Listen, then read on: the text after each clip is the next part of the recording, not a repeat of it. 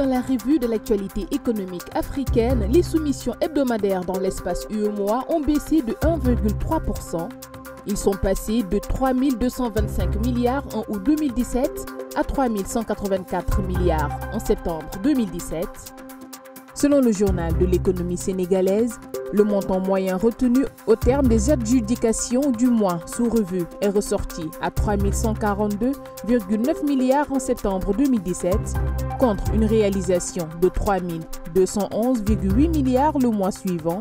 Et les cause de préciser que le volume moyen hebdomadaire des opérations interbancaires, toutes maturités confondues, s'est établi à 252,6 milliards en septembre 2017 contre 218,4 milliards en août 2017, soit une hausse de 17,4%. La Banque mondiale va dégager 600 millions de dollars, c'est pour améliorer les infrastructures de transport sur le lac Tanganyika, nous apprend Écho d'Afrique, une somme qui va contribuer à l'amélioration des ports du pays, à l'achat de bateaux sophistiqués, à la protection de la biodiversité du lac, ainsi qu'à la construction du chemin de fer Dar es Salaam-Kigoma. Ce projet de développement intégré des infrastructures de transport autour du lac Tanganyika est d'une importance cruciale car il permettra de faciliter le commerce en Afrique de l'Est et en Afrique centrale, note le journal sénégalais.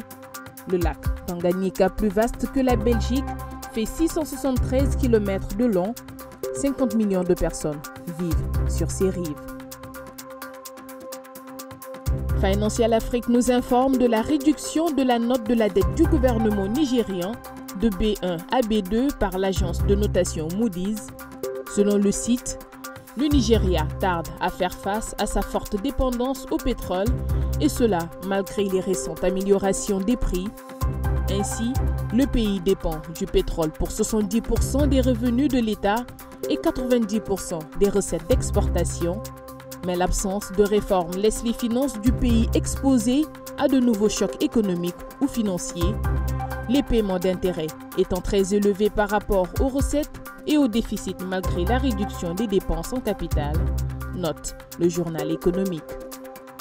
En Centrafrique, le président Faustin-Archange Touadéra veut mettre fin au monopole qui pèse sur l'économie.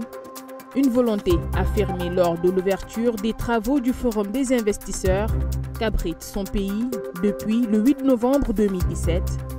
Selon l'agence Ecofin qui reprend les propos du chef de l'État centrafricain, ce dernier s'est désormais tourné vers le relèvement de la situation économique de son pays.